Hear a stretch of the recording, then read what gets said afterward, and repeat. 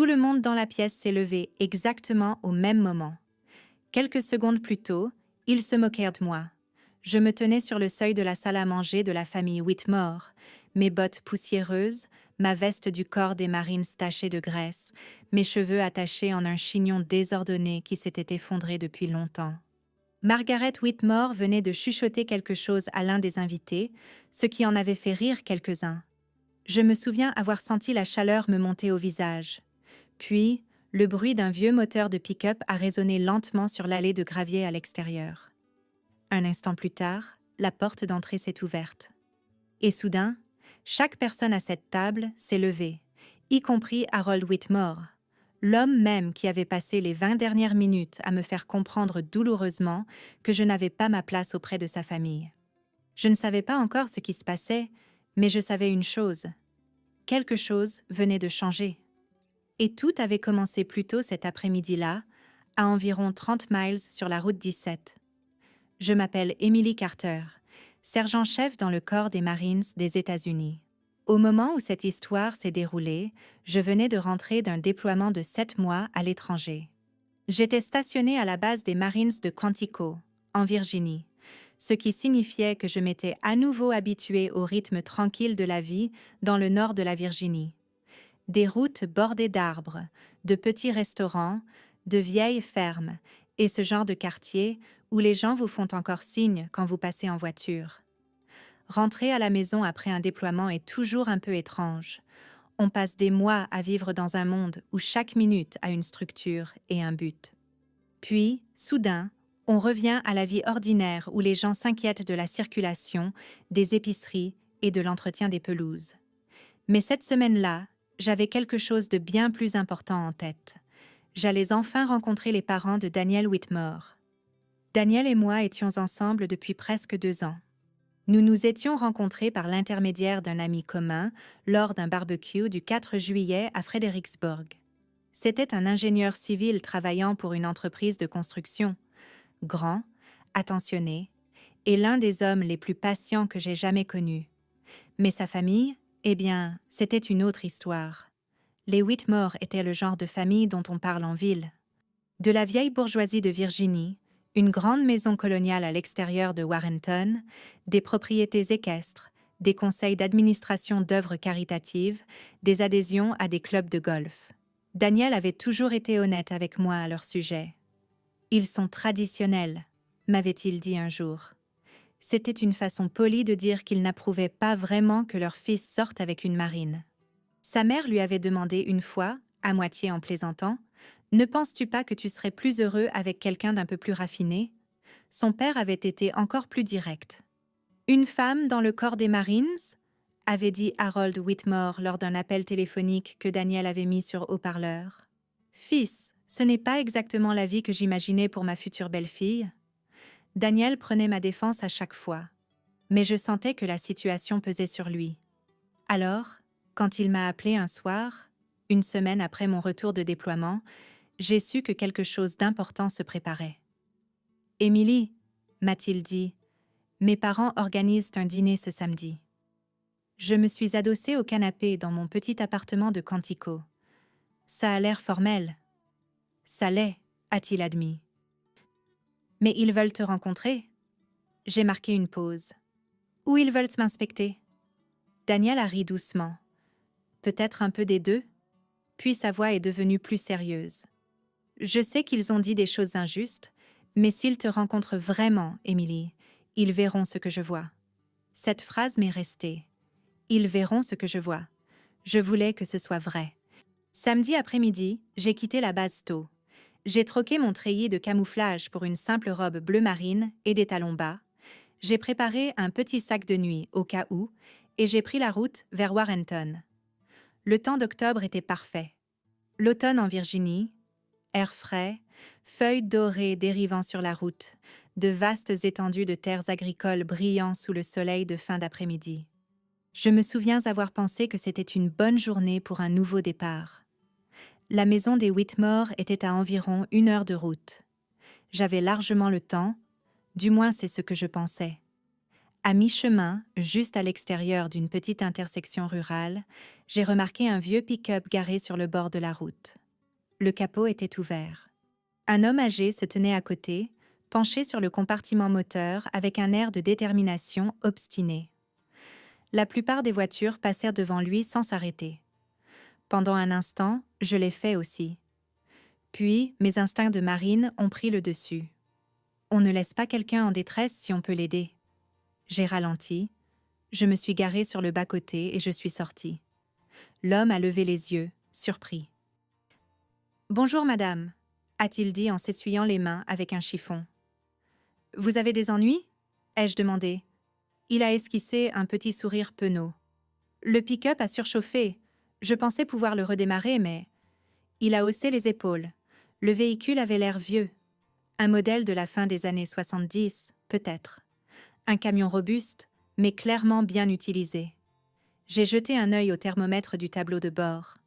Le bloc moteur était encore brûlant. « Ça vous dérange si je jette un œil » ai-je demandé. Il m'a étudié une seconde, remarquant ma veste du corps des Marines. Puis, il a hoché la tête. « Eh bien, je ne vais pas refuser l'aide d'une marine. » Et c'est ainsi que tout a commencé. Si j'avais simplement continué ma route cet après-midi-là, rien de ce qui a suivi ne serait arrivé. Ce que je ne savais pas encore, c'est qu'aider cet homme me mettrait très en retard. Assez en retard pour entrer au dîner des Whitmore avec l'air d'avoir rampé sous un camion.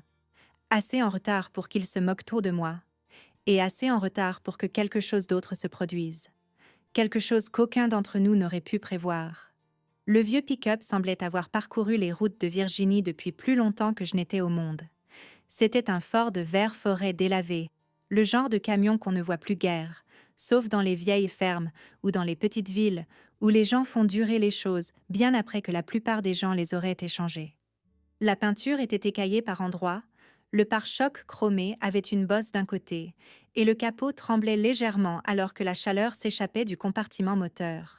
L'homme âgé a reculé et s'est essuyé les mains à nouveau avec le même chiffon. « Je m'appelle Frank », a-t-il dit. « Émilie », ai-je répondu. Il a fait un signe de tête vers ma veste. « Corps des Marinaises. »« Oui, monsieur. » Il a souri d'un air calme et approbateur. « Eh bien, ça alors. Je n'avais pas vu l'aigle, le globe et l'encre de si près depuis un moment. » Il y avait quelque chose dans sa façon de le dire qui m'a fait marquer un temps d'arrêt. « Vous avez servi » ai-je demandé. Il a ri doucement. « Il y a longtemps, au Vietnam. » Cela expliquait le regard dans ses yeux. Je l'avais déjà vu chez des vétérans plus âgés au foyer des anciens combattants à l'extérieur de Quantico. Il y a un certain poids serein que les gens portent après avoir vécu la guerre. Je me suis approchée du moteur et je me suis penchée. Le problème n'a pas été long à identifier. La durite du radiateur s'était desserrée juste assez pour laisser fuir le liquide de refroidissement et le moteur avait surchauffé pendant qu'il conduisait. « Vous étiez sur le point de griller ce moteur » ai-je dit. Frank a soupiré. « Ouais, elle menace de m'abandonner depuis des années. Voyons si nous pouvons lui faire gagner encore un peu de temps. » Je suis retournée à ma voiture et j'ai pris la petite trousse à outils que je gardais dans le coffre. Les Marines apprennent à réparer les choses sur le terrain, qu'il s'agisse d'équipements, de générateurs ou de tout ce qui casse quand on est à des kilomètres de tout soutien adéquat. Frank m'a regardé serrer le collier de la durite et refaire le plein de liquide de refroidissement. « Vous avez déjà travaillé sur des moteurs » a-t-il demandé. « Assez pour me sortir d'affaire » Il a ri. « Eh bien, je suis content que quelqu'un sache ce qu'il fait. » Pendant que le moteur refroidissait, nous nous sommes appuyés contre le pick-up et avons discuté. Frank m'a dit qu'il vivait à environ 15 miles de là, dans une petite ferme qui appartenait à sa famille depuis les années 1950. « Je suis seule maintenant », a-t-il dit. « Ma femme est décédée il y a 6 ans. » J'ai hoché la tête doucement. « Je suis désolée de l'apprendre. » Il a regardé la route de gravier un instant, puis a esquissé un petit sourire. « Une femme bien, institutrice. Elle m'a tenue dans le droit chemin pendant 42 ans. » Cela m'a fait sourire. « Et vous » a-t-il demandé. « Vous avez de la famille dans le coin » Pas vraiment, ai-je dit. Je suis stationnée à Quantico. Et qu'est-ce qui vous amène sur ces routes de campagne aujourd'hui? J'ai hésité. En fait, je suis en route pour rencontrer les parents de mon petit ami. Frank a haussé un sourcil. Eh bien, ça a l'air sérieux. J'ai eu un rire nerveux. C'est la première rencontre. Oui, monsieur. Laissez-moi deviner, a-t-il dit en croisant les bras. Vous êtes plus nerveuse pour ce dîner que pour tout ce que vous avez affronté à l'étranger. J'ai ri encore parce qu'il n'avait pas tort. Quelque chose comme ça. Il m'a étudié attentivement. Ils n'approuvent pas? Ils ont leurs doutes. Frank a hoché la tête lentement. J'ai déjà rencontré ce genre de personne. Je n'ai rien dit, mais il semblait comprendre de toute façon. Les gens oublient parfois à quoi ressemble le vrai caractère, a-t-il dit. Après quelques minutes, le moteur avait suffisamment refroidi pour faire un essai.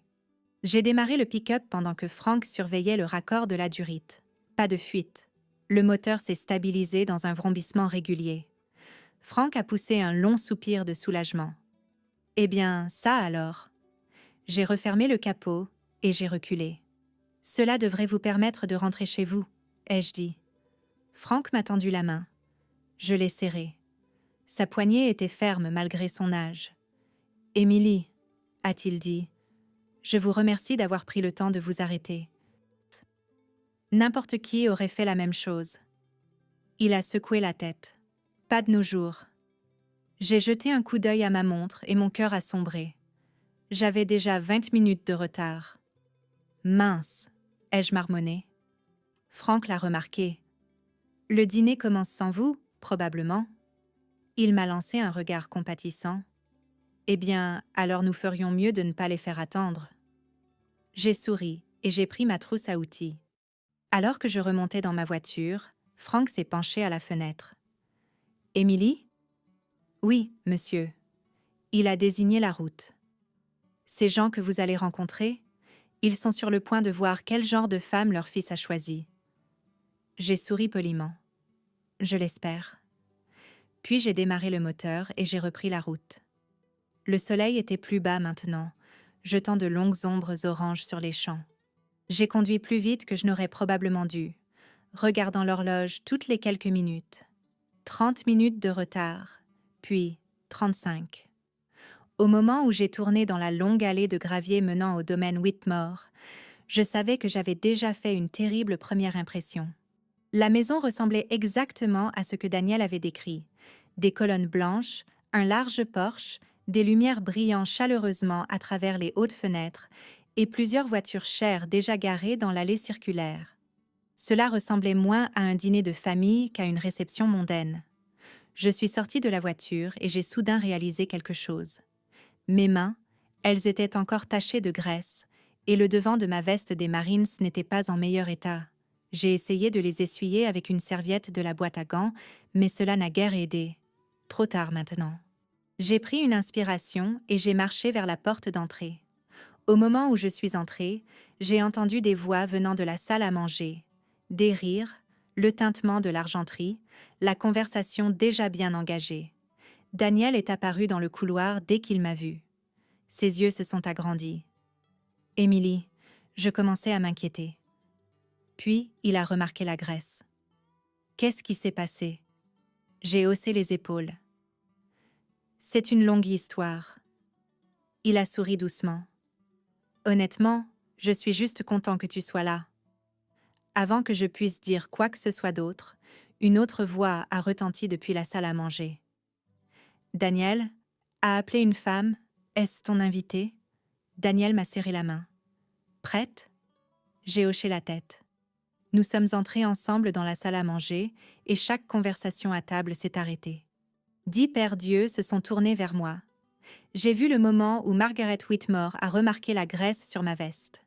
Ses lèvres se sont pincées en un mince sourire et c'est là que les rires ont commencé. Les rires n'étaient pas forts au début. Cela a commencé par quelques gloussements discrets au bout de la table. Le genre que les gens essaient de cacher derrière une serviette ou un verre de vin. Mais dans une salle à manger silencieuse, même les petits rires portent. Je les ai ressentis comme de petites attaques contre ma fierté. Daniel m'a de nouveau serré la main comme pour me soutenir. Tout le monde, a-t-il dit avec précaution, voici Emily. Je me tenais là, sur le seuil de la salle à manger des Whitmore, douloureusement consciente de chaque détail de mon apparence. Mes bottes avaient encore un peu de poussière de la route. Ma veste du corps des Marines avait des traces de graisse sur une manche.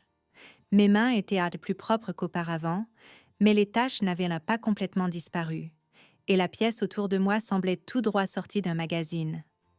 Une longue table en bois poli s'étirait au centre, dressée avec des verres en cristal et des serviettes en lin soigneusement pliées. L'éclairage était chaud et élégant, se reflétant sur les peintures encadrées au mur. Un poulet rôti reposait sur un plat de service en argent au milieu de la table. Tous les autres étaient parfaits, chemise repassée, robe élégante, cheveux soigneusement coiffés. Et puis, il y avait moi. Margaret Whitmore se tenait en bout de table à côté de son mari. C'était une femme de grande taille, avec des cheveux argentés coiffés avec soin à l'arrière de la tête. Ses yeux ont voyagé lentement de mes bottes à mon visage. Elle a incliné la tête. « Eh bien, a-t-elle dit doucement, on peut dire que vous avez fait une entrée remarquée. » Quelques personnes ont ri de nouveau. Daniel s'est raclé la gorge. Emily a eu un petit problème sur le chemin. Margaret a haussé un sourcil. Oh? Je me suis avancée en essayant de garder une voix calme. Il y avait un homme en panne sur la route 17, ai-je dit. Son pick-up a surchauffé. Je me suis arrêtée pour l'aider. Pendant un instant, la pièce fut silencieuse. Puis quelqu'un plus loin à table a dit tranquillement « Comme c'est noble ». Cela ne ressemblait pas à un compliment. Margaret a croisé ses mains poliment. « C'est très gentil de votre part, Emily », a-t-elle dit, bien que j'imagine que la plupart des gens auraient appelé une assistance routière. Je n'ai pas répondu. Daniel a tiré une chaise à côté de lui. « Pourquoi ne t'assieds-tu pas » a-t-il dit doucement. Je me suis assise. Au moment où je l'ai fait, Harold Whitmore a enfin pris la parole. Il avait le genre de voix qui remplit une pièce sans avoir besoin de s'élever. « Alors » a-t-il dit en m'étudiant, « vous êtes la marine » ? « Oui, monsieur. » Il s'est adossé à sa chaise. J'avoue que le choix de Daniel nous a surpris. Daniel a bougé nerveusement à côté de moi. « Papa » Mais Harold a levé légèrement la main. « Je suis simplement honnête » a-t-il dit. Puis il m'a regardé à nouveau. « Et l'honnêteté est une valeur que les marines apprécient, n'est-ce pas ?»« Oui, monsieur » ai-je répondu. « Eh bien, dans ce cas, » a-t-il continué calmement. « Je suppose que nous pouvons commencer par la question évidente. » La table était redevenue complètement silencieuse. « Qu'avez-vous l'intention de faire exactement une fois que cette phase militaire sera terminée ?» J'ai cligné des yeux. « Monsieur ?» Il a fait un geste vague vers mon uniforme. « Ce genre de vie ne dure pas éternellement. Finalement, les gens s'installent, fondent une famille, » a ajouté Margaret doucement.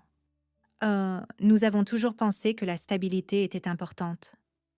L'une des femmes en face a hoché la tête. Surtout pour les jeunes couples. Daniel a soupiré doucement. Mais j'ai répondu honnêtement.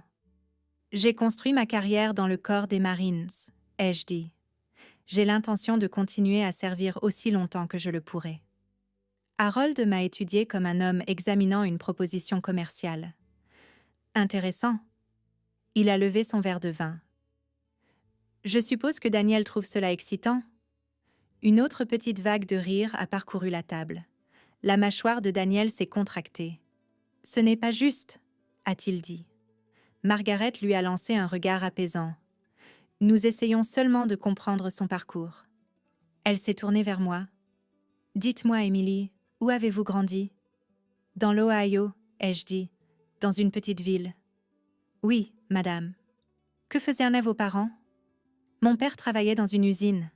Ma mère était infirmière. » Margaret a souri poliment, mais je voyais le jugement se cacher derrière. « Eh bien, » a-t-elle dit, « des gens travailleurs ?» Harold a pris une bouchée de poulet avant de reparler. Vous devez admettre que Daniel vient d'un environnement assez différent. Daniel s'est penché en avant. « Papa ?» Mais Harold a continué. « Nous l'avons élevé avec certaines attentes. Ses yeux se sont à nouveau posés sur ma manche tachée de graisse. J'imagine que les dîners comme celui-ci ne sont pas exactement courants dans le corps des Marines. Quelqu'un vers le bout de la table a ri aux éclats cette fois. J'ai senti la main de Daniel se crisper à côté de la mienne, mais j'ai gardé une voix stable. « Non, monsieur, ai-je dit. » « Ils ne le sont pas. » Margaret a soupiré légèrement comme pour apaiser le moment. « Eh bien, ne nous attardons pas sur des débuts maladroits. » Elle a désigné la nourriture. « S'il vous plaît, tout le monde, mangeons. » Les assiettes ont recommencé à circuler. Les conversations ont repris lentement, mais je sentais encore parfois des regards dérivés vers ma veste, mes mains, ma présence à cette table.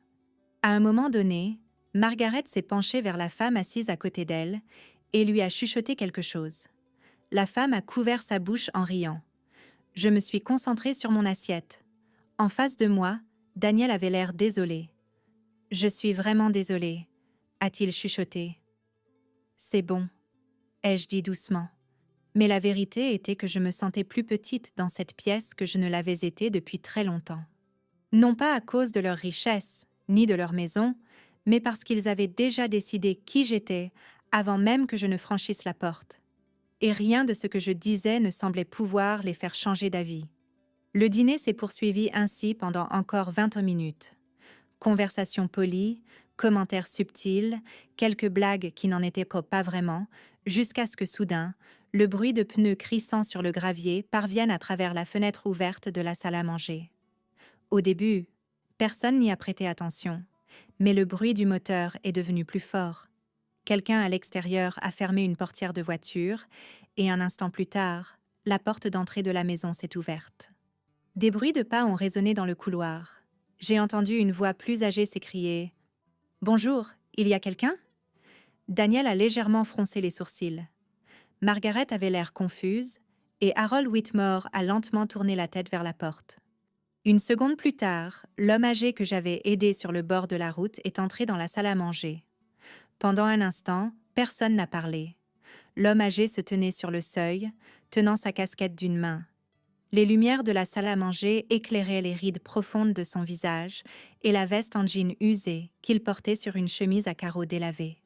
Il m'a fallu une demi-seconde pour le reconnaître. Frank, l'homme même dont j'avais réparé le pick-up moins d'une heure plus tôt. Ma première pensée fut une simple confusion. Que diable faisait-il ici? Frank a regardé autour de lui avec une curiosité modérée, comme s'il était entré dans une réunion à laquelle il ne s'attendait pas tout à fait. « Eh bien » a-t-il dit, sa voix chaleureuse et assurée. « On dirait que c'est l'heure du souper. » Puis ses yeux se sont posés sur moi.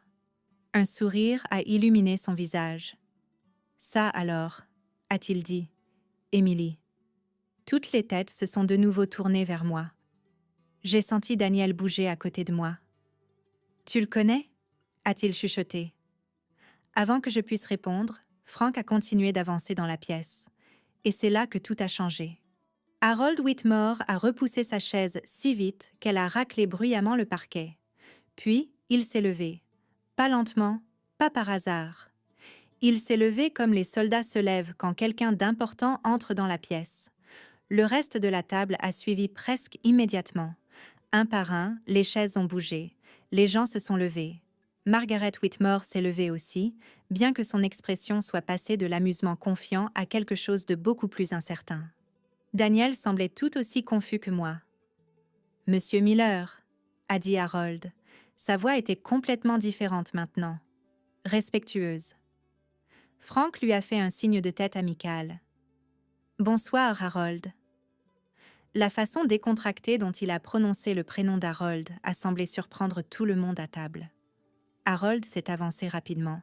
« Je ne savais pas que vous passeriez ce soir. » Frank a haussé les épaules. « Je n'avais pas prévu de le faire. » Il a de nouveau jeté un coup d'œil vers moi.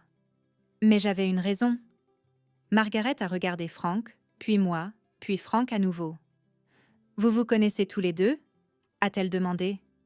Frank a ri. « On s'est rencontrés il y a environ 40 minutes. » Maintenant, la confusion autour de la table était totale. Harold a légèrement froncé les sourcils. Sur la route? Frank a hoché la tête. Le pick-up a surchauffé sur la route 17. Il a fait un geste vers moi. Cette marine, juste ici, s'est garée et l'a réparée. Tous les regards dans la pièce se sont tournés vers moi. Le silence était différent maintenant, plus lourd. Frank s'est avancé davantage dans la pièce. « Vous en avez une bonne ici, Harold, » a-t-il dit calmement. Harold a cligné des yeux. « Je vous demande pardon ?» Frank a posé sa casquette sur le dossier d'une chaise vide. « Cette jeune femme, » a-t-il continué, s'est arrêtée sur une route de campagne alors qu'une demi-douzaine d'autres voitures passaient sans s'arrêter. Il a regardé autour de la table. Elle ne m'a pas demandé qui j'étais. Elle se fichait de ce que je conduisais. Elle se fichait de l'âge de mon camion. Elle a simplement aidé. Personne n'a parlé. Frank a fait un signe de tête vers ma manche tachée de graisse. C'est pour ça qu'on dirait qu'elle sort de sous un moteur. Quelques invités ont bougé mal à l'aise sur leur siège. Le ton de Frank n'était pas en colère, mais il avait du poids. Le genre de poids qui vient de quelqu'un qui a passé sa vie à être écouté. Harold s'est raclé la gorge. Eh bien, c'était certainement très gentil de sa part. Frank s'est tourné lentement vers lui. « Tu te souviens de ce qu'on disait dans le corps ?» Harold s'est figé. Frank a continué.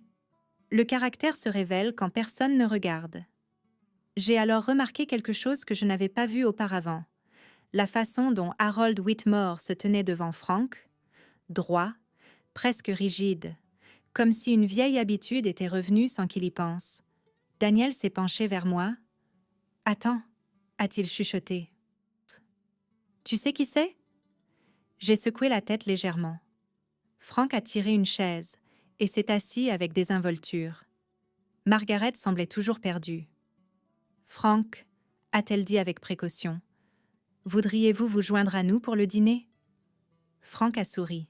« Eh bien, je n'avais pas l'intention d'interrompre quoi que ce soit. » Il a jeté un coup d'œil autour de la table. Bien qu'il semble que les choses commençaient à devenir intéressantes. Quelques personnes ont évité son regard. Harold s'est rassis lentement. « Oui. Eh bien... » Frank a croisé ses mains calmement sur la table. Émilie m'a dit qu'elle était en route pour rencontrer les parents de son petit ami. Ses yeux ont parcouru la pièce. Le plus drôle, c'est qu'elle n'a jamais mentionné que c'était vous. Margaret a cligné des yeux. Daniel a fini par parler. « Monsieur Miller, je suis Daniel. » Frank a souri chaleureusement. « Ravi de te rencontrer, fils. » Puis, il s'est un peu adossé à sa chaise. « Tu as choisi une partenaire solide. » Daniel a hoché la tête lentement. « Je le crois aussi. » Frank a de nouveau regardé Harold. « Harold, » a-t-il dit doucement. « Oui, monsieur, » a répondu Harold automatiquement. Quelques invités ont échangé des regards surpris. Frank a légèrement incliné la tête. « Tu te souviens d'une nuit dans la province de Quang Tri, en 1968 ?» La pièce est devenue totalement silencieuse. Le visage d'Harold a changé. J'ai vu la reconnaissance le frapper comme un souvenir qu'il n'avait pas visité depuis des années. « Oui, » a-t-il dit doucement. Frank a hoché la tête. « C'était la nuit où votre patrouille s'est retrouvée coincée. » Harold n'a pas parlé. Frank a continué calmement. « Tu avais 22 ans, un jeune lieutenant essayant de ramener ces hommes vivants. » Il a fait une pause. « Et le marine qui t'a sorti de ce fossé ?» Frank a tapoté légèrement la table.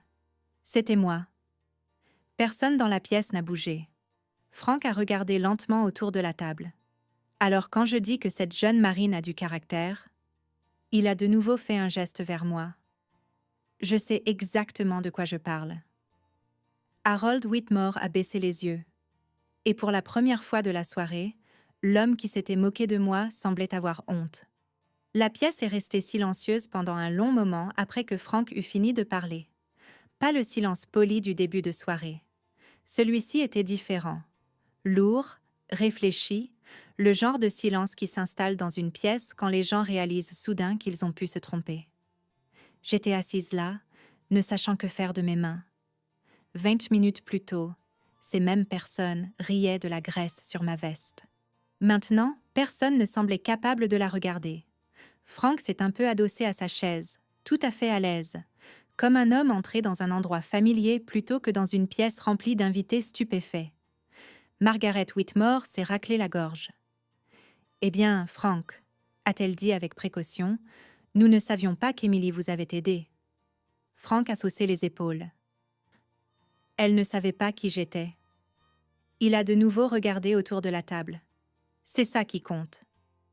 La main de Daniel a glissé doucement sur la mienne sous la table. Je pouvais sentir la fierté dans sa façon de me serrer les doigts. En face, Harold Whitmore ne s'était pas encore tout à fait remis de l'histoire que Frank venait de raconter. Il a fixé son assiette un instant avant de relever lentement la tête. « Frank, » a-t-il dit doucement, « je ne m'attendais pas à vous voir ce soir. » Frank a esquissé un léger sourire. La vie a une drôle de façon d'organiser les rencontres. Il a de nouveau fait un geste vers moi. Si elle ne s'était pas arrêtée sur cette route, je serais encore assis à côté de ce vieux pick-up en train d'attendre une dépanneuse. La posture de Margaret s'est légèrement adoucie. « Eh bien, » a-t-elle dit, « nous sommes certainement reconnaissants qu'elle vous ait aidé. » Frank a incliné la tête vers elle. « Vous devriez l'être. » Il n'y avait aucune accusation dans sa voix, mais le sens était assez clair.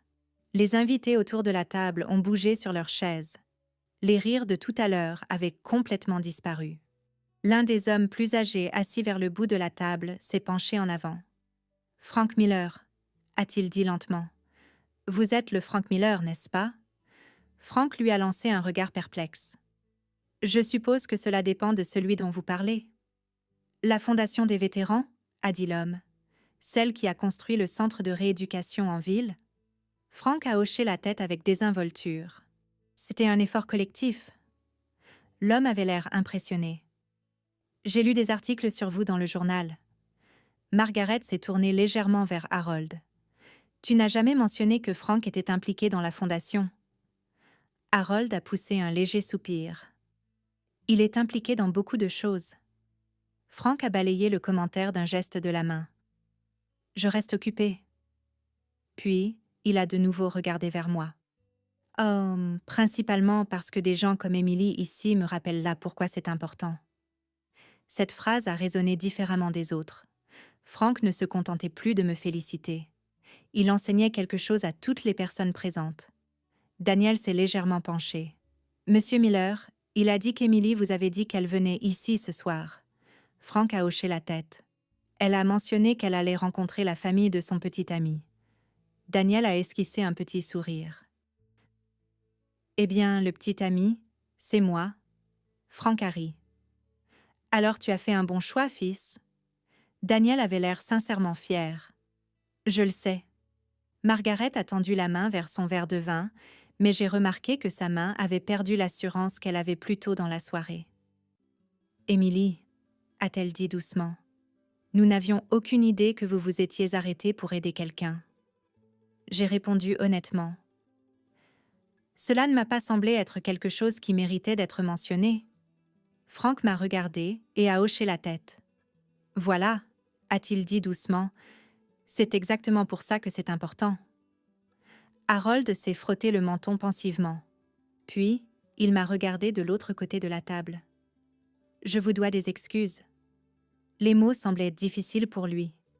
Plus tôt ce soir-là, il était tout à fait sûr de lui. Maintenant, il ressemblait à un homme reconsidérant tout ce qu'il avait supposé. « Je vous ai jugé trop rapidement, » a-t-il continué. « Vous êtes arrivé en retard et j'en ai tiré des conclusions. » J'ai soutenu son regard. « Ça arrive parfois. » Harold a hoché la tête lentement. Frank s'est penché légèrement en avant. « Vous savez, Harold, » a-t-il dit, « je me souviens d'un autre jeune marine que les gens sous-estimaient autrefois. » Harold a haussé un sourcil. « Ah bon ?» Frank l'a pointé du doigt. « Toi !» Quelques invités ont souri discrètement. Frank a continué. « Quand je t'ai rencontré pour la première fois au Vietnam, tu avais à peine l'âge de Trazé. » Harold a ri doucement. « Ce n'est pas tout à fait inexact. » Frank a hoché la tête. « Certains des officiers plus âgés ne pensaient pas que tu tiendrais un mois. » Harold a semblé surpris. « Je ne savais pas ça. » Frank a souri. « La plupart des chefs n'entendent jamais ce que les gens disent avant qu'ils ne fassent leurs preuves. Il a de nouveau fait un geste vers moi. Emily a déjà prouvé quelque chose d'important. Margaret a semblé curieuse. Quoi donc? Frank a répondu calmement. Qu'elle fera ce qui est juste, même quand personne ne regarde. La table est redevenue silencieuse. Puis Daniel a pris la parole. C'est exactement qui elle est. Sa voix était empreinte d'une fierté tranquille. Margaret a regardé son fils, puis elle m'a regardé. Je pouvais voir le changement s'opérer dans son esprit. Pas spectaculaire, pas soudain, mais réel. Eh bien, a-t-elle dit lentement, il semble que ce soir, nous ayons mal jugé notre invité. Frank a esquissé un petit sourire. On dirait bien. Harold a fini par reprendre sa fourchette. Puis, il m'a regardé à travers la table. Emily, a-t-il dit, j'aimerais que nous recommencions cette soirée depuis le début. Il a désigné la chaise vide à côté de Daniel. Si vous le voulez bien. J'ai hoché la tête. Je le veux bien. Et pour la première fois depuis que j'avais franchi le seuil de cette maison, la tension dans la pièce a commencé à s'apaiser. Mais le plus grand changement n'était pas dans la pièce. Il était dans la façon dont Harold Whitmore me regardait. Plus tôt ce soir-là, il avait vu une Marine qui n'était pas à sa place. Maintenant, il voyait tout autre chose, quelque chose qu'il reconnaissait. Le caractère. Le dîner a repris lentement après cela, non pas de la manière rigide et inconfortable du début, mais avec le rythme posé de personnes qui reconsidéraient leurs jugements initiaux. Margaret a demandé à l'employé de maison d'apporter un autre couvert, et Frank s'est installé confortablement dans une chaise au centre de la table. Le poulet rôti a circulé à nouveau, accompagné de bols de purée de pommes de terre et de haricots verts, et le tintement discret de l'argenterie est revenu dans la pièce. Mais le ton avait changé. Auparavant, les conversations ressemblaient à une évaluation. Maintenant, elles ressemblaient à une discussion. Frank semblait parfaitement à l'aise assis parmi les Whitmore et leurs invités. Il mangeait lentement, partageant occasionnellement de petites anecdotes sur la ville, le centre des vétérans ou la ferme où il vivait toujours. Plus d'une fois, quelqu'un à table lui a posé des questions, mais de temps en temps, il ramenait la conversation vers moi. « Alors, Emily, a-t-il dit à un moment, depuis combien de temps es-tu dans le corps ? » « Presque 9 ans, ai-je répondu. « Déjà sergent-chef, a-t-il dit en hochant la tête. Ce n'est pas rien. » Harold m'a regardé avec un regain d'intérêt. « 9 ans, a-t-il répété. Cela signifie que vous vous êtes engagé jeune. J'avais 18 ans, ai-je dit. Qu'est-ce qui vous a fait choisir les Marines ? C'était une question juste, et j'y avais répondu maintes fois au fil des ans. Mon père a servi dans l'armée de terre, ai-je expliqué. Quand j'étais plus jeune, j'ai vu à quel point il était fier de cette période. Quand j'ai obtenu mon diplôme de fin d'études secondaires, j'ai voulu me lancer un défi. Frank a ri. Tu as choisi la branche la plus dure pour faire ça. C'est vrai. Margaret s'est légèrement penchée en avant. Et vous avez été déployée ? Oui, madame. Où ça ? Principalement au Moyen-Orient. Margaret a hoché la tête lentement. Je ne peux pas imaginer cette vie. J'ai haussé les épaules doucement. Ce n'est pas facile parfois, mais cela a du sens. Frank a levé son verre. Ça, c'est vrai. Les invités à table écoutaient avec une attention croissante. Plus tôt, ils semblaient amusés par ma présence. Maintenant, ils étaient curieux, respectueux. L'un des hommes en face de moi a posé une question sur la vie à la base. Un autre a posé une question sur le commandement dans l'armée. Quelqu'un d'autre a demandé ce que c'était que de former de jeunes Marines. J'ai répondu à chaque question calmement. Mais la conversation a de nouveau dévié quand Harold a pris la parole. « Frank, a-t-il dit, vous avez dit tout à l'heure qu'Emily vous rappelait quelque chose. » Frank a hoché la tête. « C'est vrai. » Harold a posé ses mains sur la table. « Qu'est-ce que vous vouliez dire exactement ?» Frank a essuyé ses mains avec sa serviette et s'est un peu adossé. « Quand les gens vieillissent, a-t-il dit, ils commencent à juger les choses sur les apparences. Il a regardé autour de la table. Une belle maison, de beaux vêtements, les bonnes écoles, le genre de signaux que la société nous apprend à rechercher. Margaret a semblé légèrement mal à l'aise.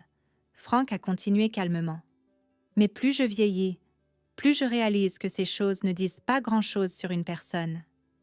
Il a fait un signe de tête vers moi. J'ai vu quelque chose aujourd'hui qui compte beaucoup plus. La table était de nouveau silencieuse. Frank parlait lentement, avec soin, choisissant ses mots. Émilie ne savait pas qui j'étais quand elle a arrêté cette voiture. Elle ne connaissait pas mon passé. Elle ne connaissait pas mes relations. Elle ne savait pas qu'en m'aidant, elle finirait dans une pièce comme celle-ci. Il a marqué une pause. Elle a aidé parce que quelqu'un avait besoin d'aide. Daniel a hoché la tête en silence. Frank a continué. Ce genre de caractère ne vient pas de l'argent.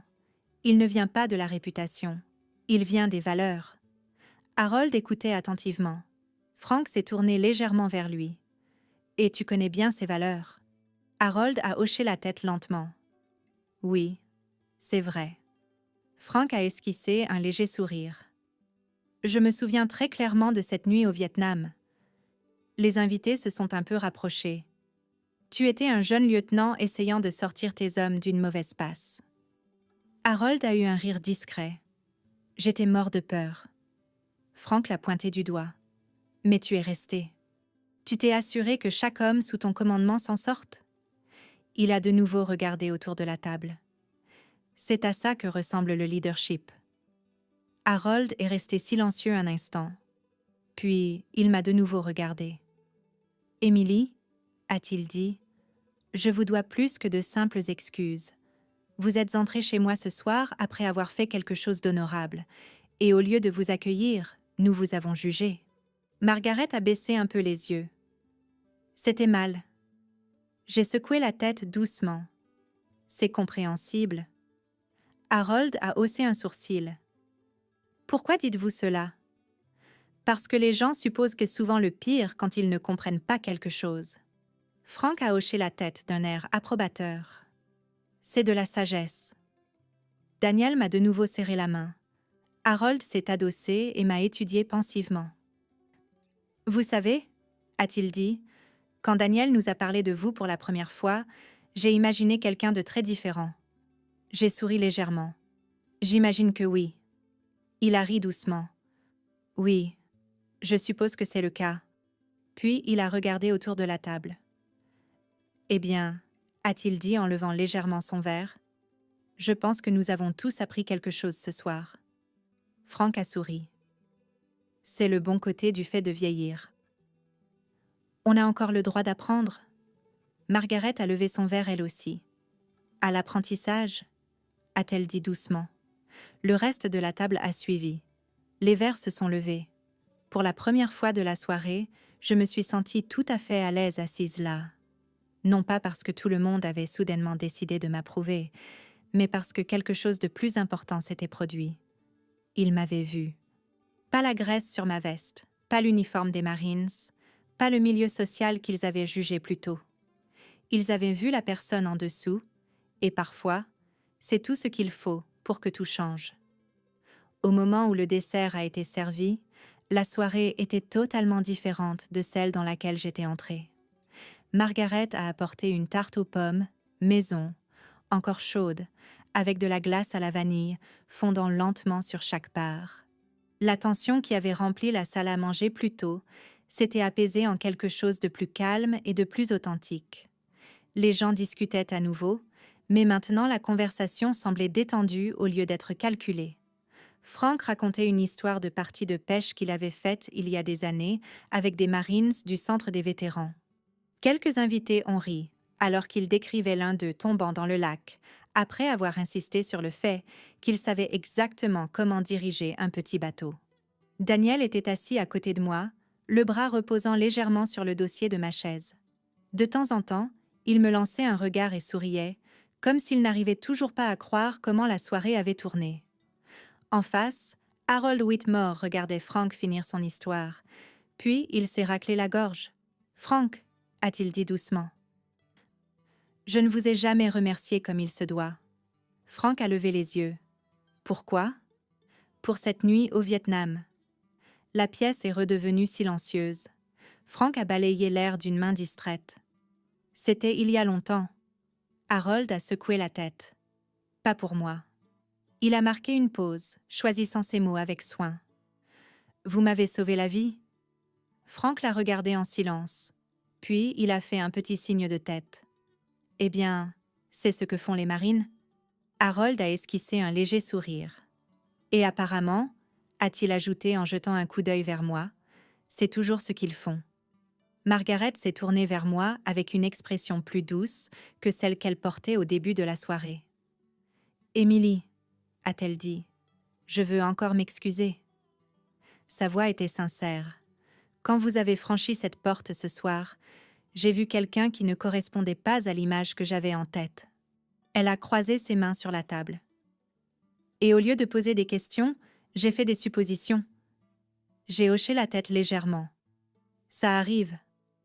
Elle a eu un petit sourire de regret. Oui, mais cela ne devrait pas. Daniel s'est penché en avant. Maman, Émilie a plutôt l'habitude que les gens la sous-estiment. Frank a ri. La plupart des bons Marines le sont. Margaret m'a de nouveau regardée.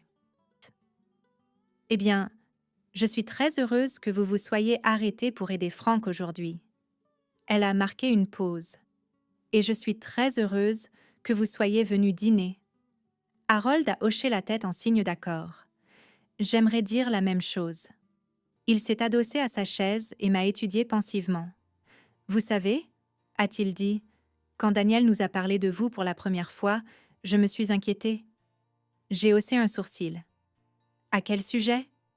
Il a souri légèrement.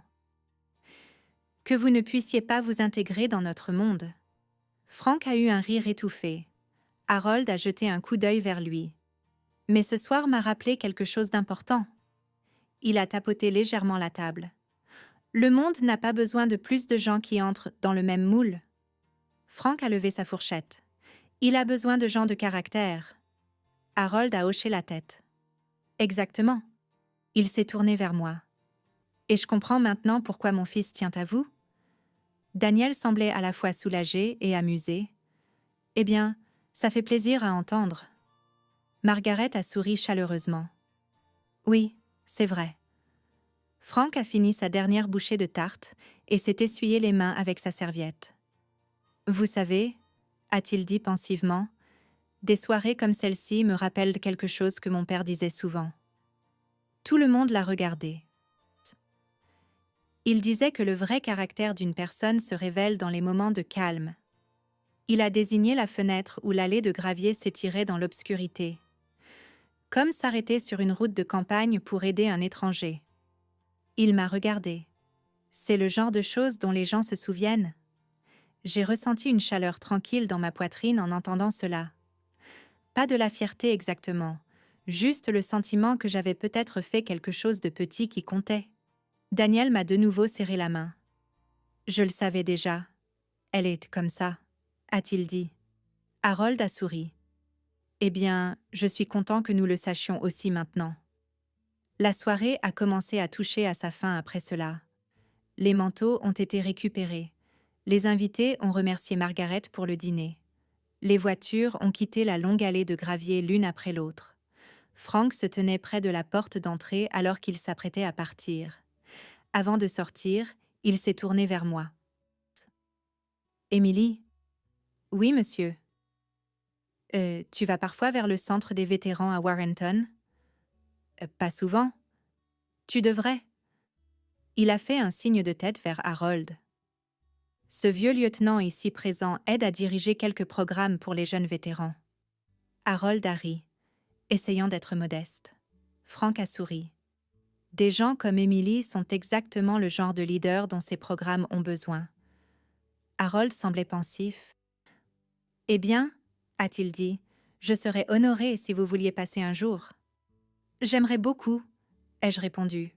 Frank a incliné sa casquette légèrement.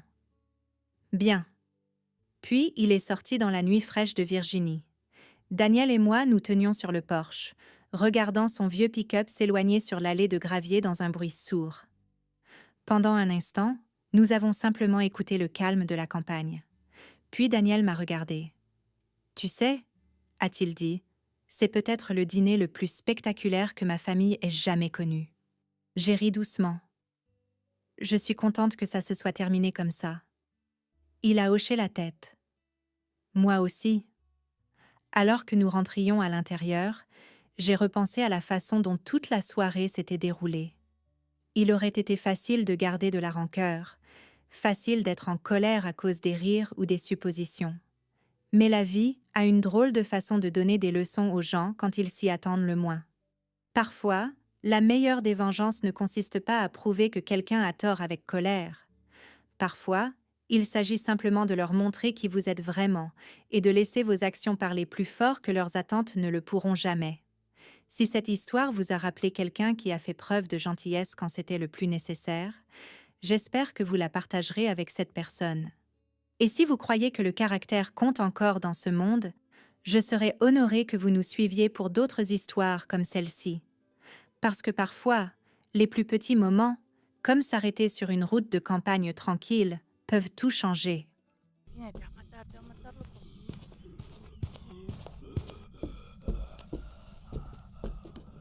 ¡Ey, qué rollo! ¿Por qué te fuiste de una? ¡Regresa! Sí, eso, regresa. ¡Ah, no, hombre! Para eso mejor te hubieras quedado allá, güey. Nah, hombre, loco.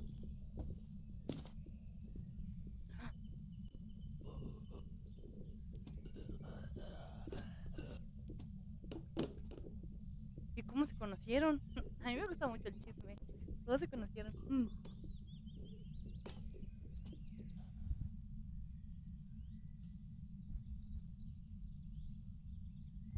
Anthony, no puede ser que no sepas cuál es. Bruce.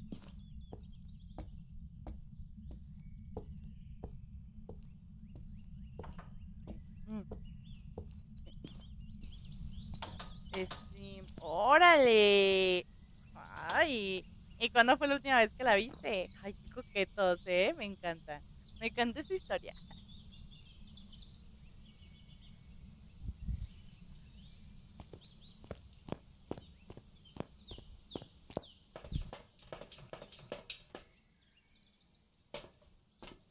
Tan, tan, tan. ¿Estás escuchando Marco Vázquez? Ah, ok.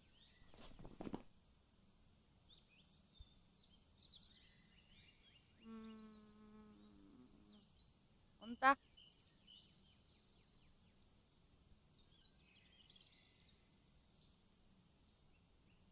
¿Qué? ¿En cuál? ¿Cuál dijiste? ¿Cómo que no lo ves? Está al lado. O Vázquez. ¡Ah! Obaque. Te entendí. Marrocobaque. Y dije, a la chingada, ¿este? ¿Cuál es ese, loco? Ya. Mm. Pues ver en persona, físicamente. ¿Nunca lo has visto físicamente? Ver, ver.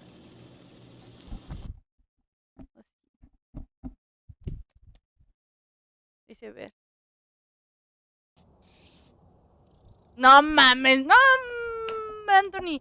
Tenía toda la fe puesta en ti. Pero lo hiciste muy bien. Me gané 592.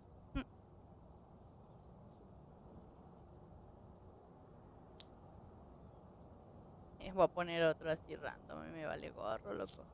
Ponga otro random. ¿Qué te pasó, eh? ¿No le atinaste? Ah, la semana Ya la pasada. tiene. Ay, perris. ¿Cuántos días la viste, mamito? Uy, ya. Es que me está platicando su historia de la relación. O sea, ¿entiendes, no? De su relación, su historia. Ah, ya vi, ya vi. Pero bueno, está bueno el chisme. A mí me encanta. A mí no me gusta. A mí me encanta.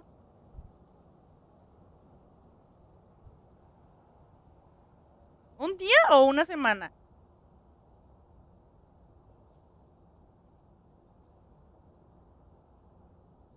Porque si es un día es muy poquito. Es muy poquito. Ah, perdón. Se me olvida que le tengo que dar comezón.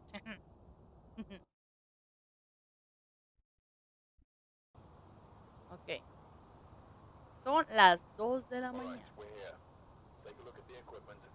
A ver, me llevaron unos de estos, unos de estos, unos de estos.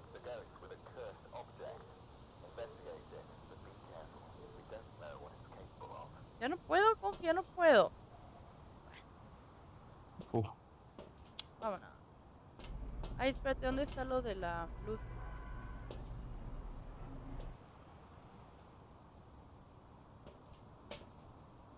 Ah, está en el garaje. en el garage. Vámonos.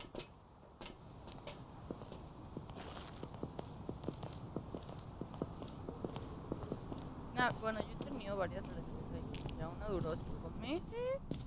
La otra creo que casi el año. Y la otra hasta el infinito y más allá. ¿Vas a prender las luces? Bueno.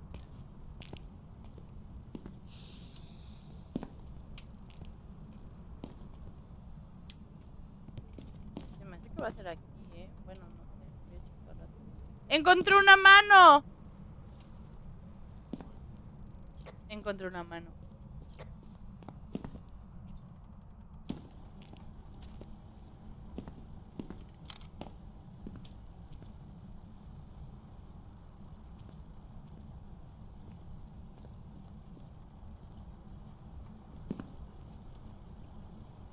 Pues la temperatura no está bien. Bueno, sí, pero no.